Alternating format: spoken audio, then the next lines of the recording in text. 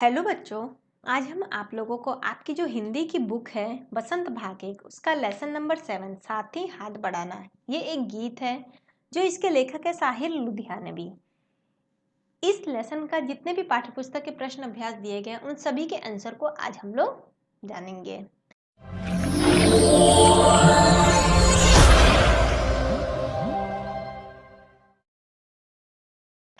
तो शुरू करने से पहले हम आपको बता दें कि ये जो गीत है साथी हाथ बढ़ाना, इसके व्याख्या भावार्थ को हम आपको इसके पहले के वीडियो में ऑलरेडी दे चुके हैं। यदि आपने उस वीडियो को नहीं देखा है तो हमारे चैनल के प्लेलिस्ट में जाकर उस वीडियो को देख सकते हैं। और इसी तरह के आगे भी वीडियो पाने के लिए हमारे चैनल को सब्सक्राइब कर लें और बेल आइकन पर भी क्लिक कर लें ताकि आपको सभी वीडियो नोटिफिकेशन के माध्यम से मिलता रहे। तो चलिए शुरू करते हैं। साथी हाथ बढ़ाना पाठ्यपुस्तक के प्रश्न अभ्यास। इसमें जो पहला क्वेश्चन है वो किससे है? गीत से। क्वेश्चन नंबर 1, इस गीत की किन पंक्तियों को तुम अपने आसपास की जिंदगी में घटते हुए देख सकते हो? आपने गीत पढ़ा ही होगा, ठीक है? नहीं पढ़ा तो एक बार पढ़ लीजिए, क्योंकि उसमें कुछ पंक्तियां ऐसी भी हैं, कुछ क्या सारी ही पंक्तियां ऐसी हैं जो हम लोग अपने आसपास के जीवन में घटते हुए देखते हैं।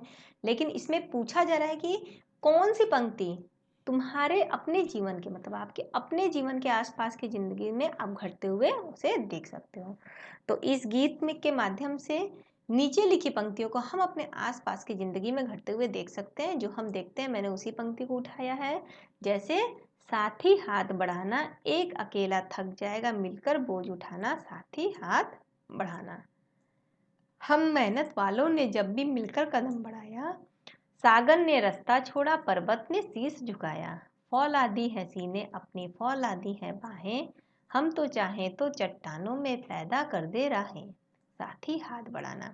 ठीक है, ये जो पहला पंक्ति है, यही पंक्ति जो है हमारे आसपास की जिंदगी में घटते हुए देख सकते हैं। जैसे कि कोई भी काम यदि हम अकेले करते हैं तो क्या होता है, हम थक जाते हैं। अगर हम उसी काम को मिलकर एक दूसरे की सहायता करके करें तो क्या होता है, वही काम हमारे लिए आसान हो जाता है। और हम मेहनत वालों ने, मतलब हम जो भी परिश्रमी लोग हैं, हमने जब भी मिलकर आगे कदम बढ़ाया है तो सागर ने रास्ता छोड़ दिया, पर्वत ने शीश झुकाया। मतलब बड़ी से बड़ी समस्या, सागर जैसी गहरी हो या पर्वत जैसी ऊंची हो, सबको हम लोगों ने उस समस्या को पार किया है अगर हम लोग परिश्रमी हैं और मेहनत करके मिलकर आगे काम किया है तो। फौलादी है सीने, हमारे सीने क्या है, हमारे पास बहुत ही फौलादी है, लोहे जैसे मजबूत हैं। फौलादी हैं भाई, हमारे बाहें भी मजबूत हैं, इसीलिए हम चाहे तो चट्टानों में, मतलब चट्टानों में भी क्या कर सकते हैं, रास्ता बना सकते हैं, निकाल सकते हैं, अगर हम मिलकर काम करें तो ये जो है, ये क्या होता है हमारे जीवन में आसपास दिखता ही है। जैसे कोई घर बनाते, इतने सारे लेबर लोग, वो लोग भी मिलकर बनाते हैं, तभी तो घर बन सकता है। अगर वो अकेला करे तो उस घर को बनाने में कितना समय लगेगा, बहुत समय लगेगा, और बहुत अकेला वो थक भी जाएगा। इसलिए मिलकर बोझ उठा के किसी भी काम को हम आसानी से कर सकते हैं। नेक्स्ट क्वेश्चन, क्वेश्चन नंबर 2 पे आते हैं। सागर ने रास्ता छोड़ा, पर्वत ने शीश झुकाया। साहिर ने ऐसा क्यों कहा है? साहिर कौन है? ये लेखक हैं, इस गीत के लेखक हैं। ऐसा क्यों कहा है, लिखो। तो जो कवि हैं साहिर, इस पंक्ति में के माध्यम से हमें क्या बता रहे हैं कि हमें एक साथ मिलकर काम करना चाहिए। और एक साथ मिलकर काम करने से क्या कर सकते हैं हम लोग, बड़ी से बड़ी कठिनाइयाँ, बड़ी से बड़ी समस्याओं को भी हम आसानी से पार कर सकते हैं।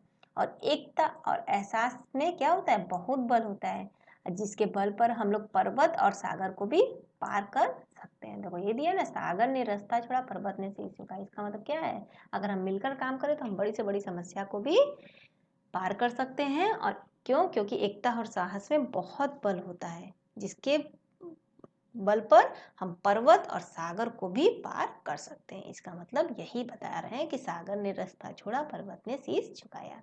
आगे बढ़ते हैं, नेक्स्ट क्वेश्चन, क्वेश्चन नंबर 3।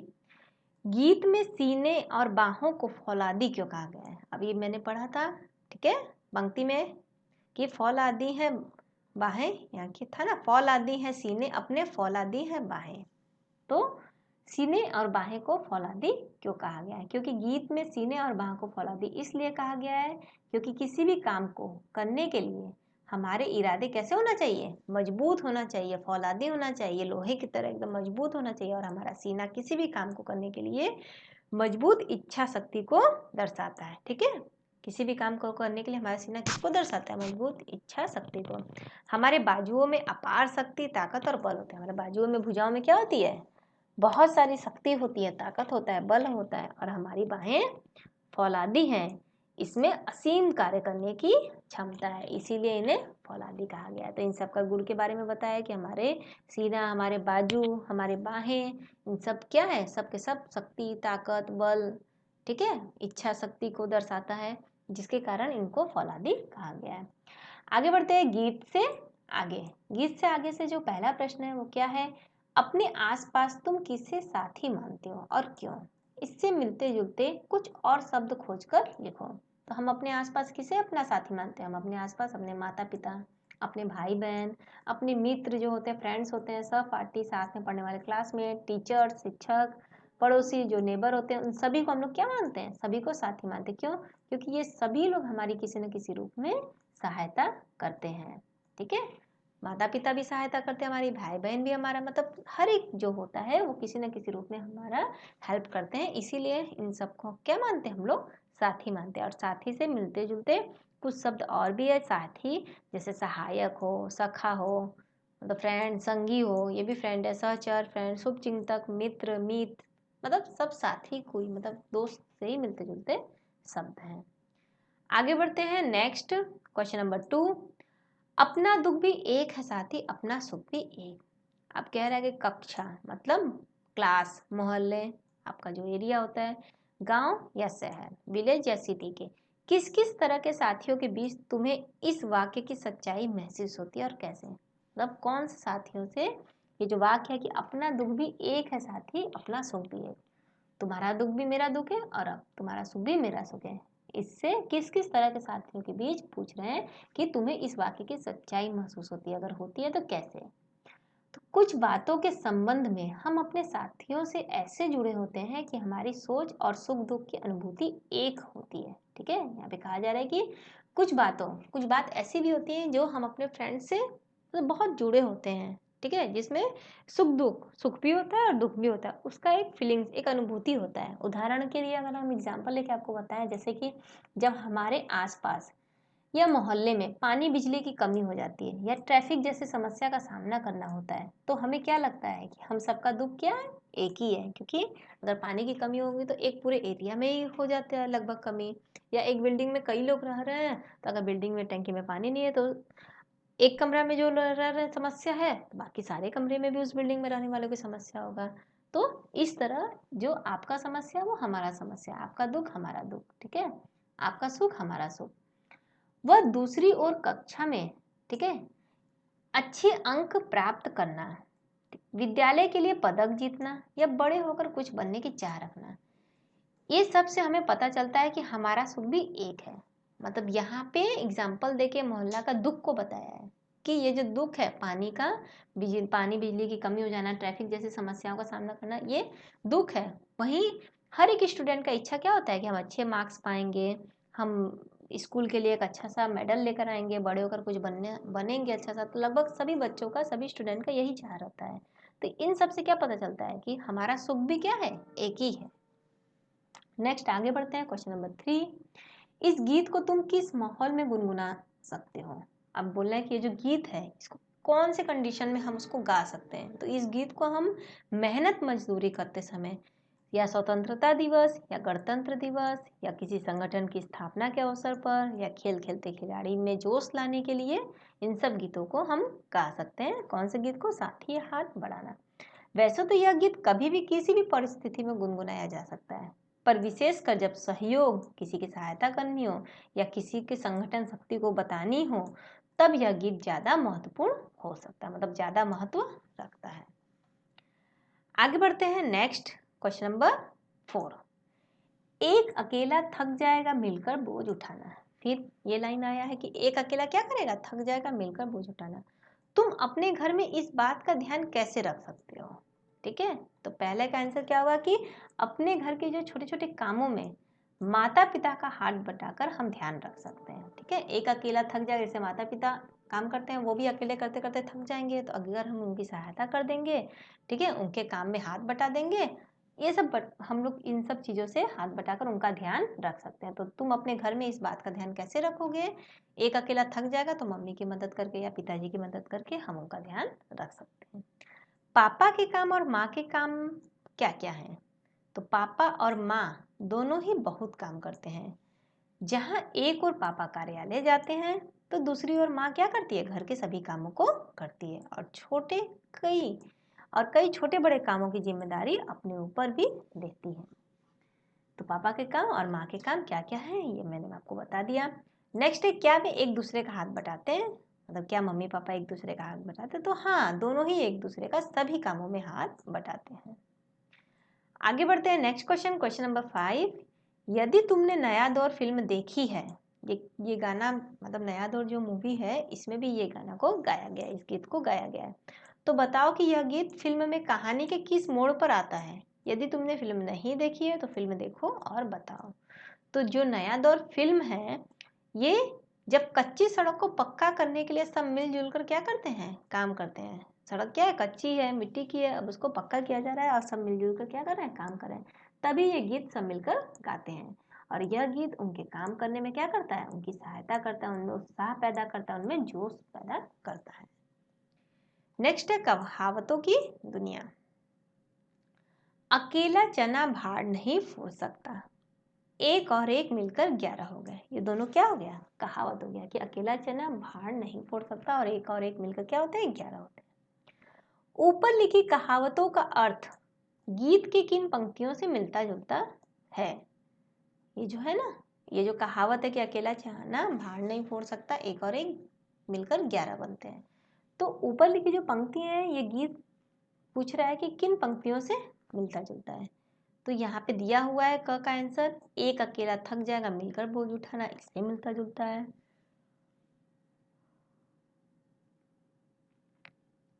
एक से मिले तो कतरा बन जाता है दरिया, इससे भी मिलता जुलता है। एक से एक मिले तो जर्रा बन जाती है शहरी, एक से एक मिले तो राई बन सकती है पर्वत, एक से एक मिले तो इंसान बस में कर ले किस्मत। तो इन सब से मिलता जुलता जो है यही जो पंक्ति है, इन्हीं पंक्तियों से मिलता जुलता ये कहावत है। नेक्स्ट पूछ रहा है कि इन दोनों कहावतों का अर्थ कहावत कोश में देखकर समझो और उनका वाक्य में प्रयोग करो। अब ये कहावत का हमें अर्थ बताना है, वाक्य में प्रयोग करना है। तो चलिए दोनों का अर्थ जान लेते हैं। पहला, अकेला चना भार नहीं फोड़ सकता, इसका मतलब क्या है? भले तुम बलवान हो या बहादुर हो, मतलब यहाँ पे कहा जा रहा है तुम कितने भी बलवान हो, कितने भी बहादुर हो, पर अकेले दुश्मनों का सामना कभी नहीं कर सकते। तुम्हें पता है कि अकेला चना भार नहीं फोड़ता, क्योंकि अकेले दुश्मनों का सामना करना बहुत ही मुश्किल है, यदि साथ में मिलकर किया जाए तो वो आसान बन जाता है। तो अकेला चना कभी भी भार नहीं फोड़ सकता। इसका मतलब क्या है कि आप भले ही कितने बलवान हो, बहादुर हो, पर दुश्मनों का सामना अकेले नहीं कर सकते। नेक्स्ट क्या था कि एक और एक मिलकर क्या होते हैं? 11 होते हैं। तो अगर हम मिलकर युद्ध करें तो हमारी विजय निश्चित है। आखिर एक और एक 11 होते हैं। यहाँ पे युद्ध करने की बात हो रही है कि एक अकेले के युद्ध करने से विजय होना मुश्किल होता है, इसीलिए यदि हम मिलकर काम करें, मतलब एक एक करके अगर कई लोग मिलकर काम करेंगे, कई लोग मिलकर युद्ध करेंगे तो हमारी विजय क्या होगी? निश्चित होगी। आखिर एक और एक क्या होते हैं? 11 भी होते हैं। नेक्स्ट है क्वेश्चन नंबर 2।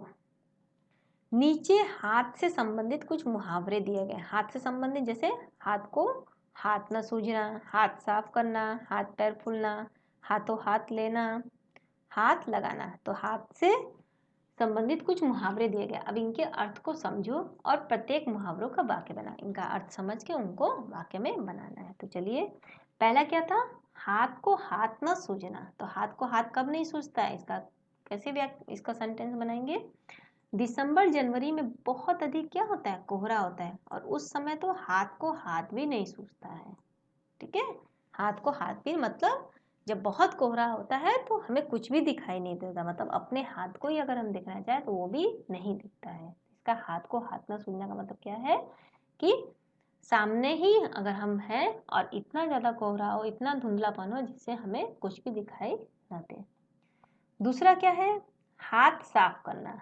हाथ साफ करना मतलब शादी के बारात में मौका मिलते ही चोर ने क्या कर दिया? गहनों पर अपना हाथ साफ कर लिया, मतलब वहां पे उन्होंने चोरी कर लिया।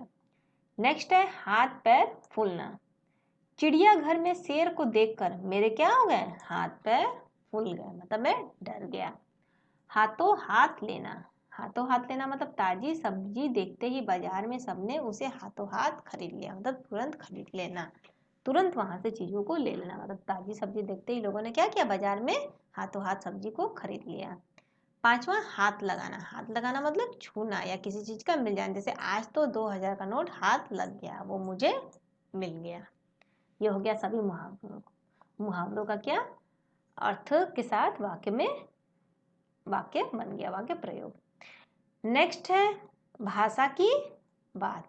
अब ये भाषा की बात का क्वेश्चन क्या है, इसका पहला क्वेश्चन है कि हाथ और हस्त एक ही शब्द के दो रूप है। हाथ और हस्त दोनों का मतलब क्या है, एक ही शब्द के दो रूप है। तो नीचे दिए गए शब्दों में हस्त और हाथ छिपे हैं। शब्दों को पढ़कर बताओ कि हाथों का इनमें क्या काम है। जैसे हाथ खड़ी, हथौड़ा, ठीक है, ये हाथ छिपा हुआ है। यहाँ पे हस्त है, जैसे हस्तशिल्प, हस्तक्षेप, इसमें क्या छुपा हुआ है, हस्त छुपा हुआ है। निहत्ता, हाथ छुपा हुआ है। हथकंडा, इसमें भी हाथ है जुड़ा हुआ। हस्ताक्षर, इसमें हस्त जुड़ा हुआ है, आप देख रहे हैं। हथकरघा, हाथ। तो इन सब का क्या बताना है हमें, इसमें क्या बताना है। जैसे हाथ घड़ी, हाथ घड़ी जैसे हाथ की कलाई पर पहनी जाने वाली घड़ी है। हथौड़ा, अब ये हथौड़ा क्या है, एक ऐसा लोहे का औजार है जिसे हाथ से पकड़कर किसी वस्तु को क्या किया जाता है, पीटा जाता है। ये लगभग सभी के घर में मिलता है, आप भी देखे होंगे हथौड़ा को, क्या काम है। हस्तशिल्प, हस्तशिल्प, हस्तशिल्प क्या है, हाथों द्वारा किया गया शिल्प का काम। जो सिलाई कढ़ाई होता है, हाथों द्वारा किया गया शिल्प का काम क्या बोलते हैं। ऐसा सिलाई कढ़ाई नहीं, बहुत सारी चीजें होती हैं जो हाथ से बनाई जाती हैं। हस्तक्षेप, किसी के कामों बातचीत में दखल देना, उसको क्या बोलते हैं, हस्तक्षेप। निहत्ता, निहत्ता का अर्थ क्या होता है, जैसे जिसके हाथों में किसी भी प्रकार का हथियार न हो उसे क्या बोलते हैं, निहत्ता कहते हैं। बिना हथियार के ही रहना, मतलब निहत्ता। हथकंडा, हथकंडा क्या होता है, किसी कार्य को गलत तरीके से पूरा करने को क्या बोलते हैं, हथकंडा कहते हैं। हम कोई कार्य करते हैं लेकिन उसे सही तरीके से न करके गलत तरीके से पूरा करते हैं, तो उसको क्या बोलते हैं, हथकंडा। इसमें हाथ का कार्य नहीं है। हस्ताक्षर, हाथ से अपना नाम लिखकर किसी कार्य हेतु स्वीकृति देने को क्या बोलते हैं, हस्ताक्षर कहलाता है। हथकरघा, हाथ से किए जाने वाले छोटे मोटे उद्योग धंधे, जैसे चरखा चलाना, कपड़ा बुनना, टोकरी बुनना आदि, ये सब क्या होता है, हथकरघा होता है। आगे बढ़ते हैं, नेक्स्ट क्वेश्चन। इस गीत में पर्वत, शीश, रास्ता, इंसा शब्दों के प्रयोग हुए हैं। इन शब्दों के प्रचलित रूप लिखो। मतलब और भी जो फेमस होते हैं जिनको जानते हैं, जैसे पर्वत को और किन किन नामों से जाना जाता है, पहाड़ और पर्वत। शीश, शीश क्या होता है, शीश सिर, माथा। रास्ता, रास्ता, पथ भी कहते हैं, मार्ग भी कहते हैं। इंसान, इंसान भी, और मनुष्य भी। आगे बढ़ते हैं, नेक्स्ट क्वेश्चन नंबर 3। कल गैरों की खातिर की, आज अपनी खातिर करना। ठीक है, इस वाक्य को गीतकार इस प्रकार कहना चाहते हैं कि तुमने कल गैरों के खातिर, कल गैरों के खातिर किसने किया, कह रहा है तुमने ही तो कल गैरों के खातिर, लेकिन तुमने यहाँ नहीं दिखाया गया, सिर्फ बोला गया कल गैरों की खातिर की। क्या की, कल गैरों की खातिर, मेहनत की कल गैरों की खातिर। आज अपनी खातिर करना, मतलब आज कौन, तुम अपनी खातिर मेहनत करना। इन वाक्यों में जो है तुम क्या है, तुम करता है, तुम के ही बारे में बात करना है कि तुमने कल दूसरे की खातिर मेहनत की लेकिन आज अपनी खातिर करो, तो तुम क्या है, करता है।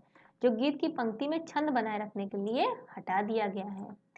उपयुक्त पंक्ति में रेखांकित शब्द अपनी का प्रयोग करता तुम के लिए हो रहा है। अपनी का क्या हो रहा है प्रयोग, तुम के लिए हो रहा है, मतलब हम अपनी बात कर रहे हैं और सामने वाला हमको क्या, तुम के लिए।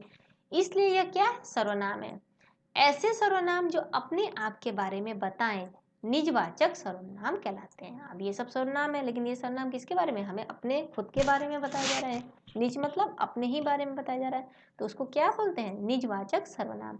अब ये जो निजवाचक सर्वनाम है, इसके 3 प्रकार होते हैं जो नीचे के दिए वाक्यों में रेखांकित है। जैसे मैं अपने आप या आप घर चली जाऊंगी, ठीक है, मैं अपने आप, ये क्या है, निजवाचक सर्वनाम। बब्बन अपना काम खुद करता है, यहाँ पे अपना क्या है, निजवाचक सर्वनाम। सुधा ने अपने लिए कुछ नहीं खरीदा, तो अपने लिए क्या है, ये भी निजवाचक सर्वनाम है। तो अब तुम भी निजवाचक सर्वनाम के निम्नलिखित रूपों का वाक्य में प्रयोग करो। अब यहाँ पे हम लोगों को भी ये दिया गया है कि इसका भी उपयोग करके हम निजवाचक सर्वनाम को प्रयोग करें। जैसे अपनों को, अपने से, अपना, अपने पर, अपने लिए, आपस में, इन सब का उपयोग करके सर्वनाम को बनाना है। जैसे अपने को, हम अपने को गलत कामों से बचाना है। हमें क्या करना है? अपने को, खुद को मतलब गलत कामों से बचाना है। अपने पर, सुरेश को अपने पर क्या है? पूरा विश्वास है। अपने से बड़ों का बात मानना चाहिए। अपने लिए, हमें अपने लिए क्या करना चाहिए? कुछ करना होगा। अपना, रमेश इस घर को अपना ही समझो। आपस में झगड़े करना क्या है? गलत बात है। ये हो गया। नेक्स्ट आते हैं कुछ करने को जो पहला क्वेश्चन है, बातचीत करते समय हमारी बातें हाथ की हरकत से प्रभावशाली होकर दूसरे तक पहुंचती हैं। जब हम लोग बातचीत करते हैं तो कुछ कुछ बातें क्या होती है? हमारे हाथ का हरकत, हम हाथ के साथ कुछ भी करके एक दूसरे को पहुंचा देते हैं। हाथ से भी इशारा होता है, तो हाथ की जो हरकत होती है, इशारे होते हैं हाथ के जो, उनसे कुछ कहा जा सकता है। ठीक है, उनसे भी तो कुछ कह सकते हैं। नीचे लिखे हाथ के इशारों को किन अवसरों पर प्रयोग करते हैं लिखो। जैसे क्यों पूछते हाथ। अब क्यों पूछते हाथ किस लिए है? क्यों पूछते हाथ, इस हाथ के इशारे का प्रयोग हम किसी से प्रश्न करते समय करते हैं। क्यों, ठीक है, क्यों करके हाथ को हिलाना, तो प्रश्न पूछते समय। मना करते हाथ, समझाते भी हाथ है, बुलाते हाथ, आरोप लगाते हाथ, चेतावनी देते हाथ, जोश दिखाते हाथ। चलिए इन सबको एक के बाद एक देखते हैं। अब मना करते हाथ, जब हम किसी बात को मना करते हैं तो हम इस हाथ के इशारे का प्रयोग कर लेते हैं। हाथ से भी इशारा करके बोल देते हैं, मना कर देते हैं। बुलाते हाथ, हमें किसी को बुलाना होता है, हाथ के इशारे का प्रयोग करके हम जब किसी को बुलाने के लिए करते हैं तो बुलाते हाथ होता है। आरोप लगाते हाथ, अब इसी हाथ के इशारे का प्रयोग यदि हम किसी पर दोष डालते समय करते हैं तो वो आरोप लगाता हुआ हाथ हो जाता है, जोश दिखाते हुए हाथ। इस हाथ के इशारे का प्रयोग हम किसी भी व्यक्ति की जोश दिखाने के लिए करते हैं। नेक्स्ट है समझाते हाथ, इस हाथ के इशारे का प्रयोग हम समझाने के लिए भी करते हैं, हाथों के द्वारा हम समझाने का भी काम कर सकते हैं। चेतावनी देते हाथ, अब हाथ से क्या करते हैं? इसी हाथ के इशारे का प्रयोग हम किसी भी काम के परिणाम विषय में आगाह करते समय करते हैं, मतलब चेतावनी देते समय करते हैं। तो ये था आज का सारा आपके पाठ्य पुस्तक का प्रश्न अभ्यास, सारे का सारे आंसर। आपको यह वीडियो कैसा लगा? वीडियो को लाइक करें, चैनल को भी सब्सक्राइब करें और हमें कमेंट बॉक्स में लिखकर जरूर बताएं कि आपको वीडियो कैसा लगा।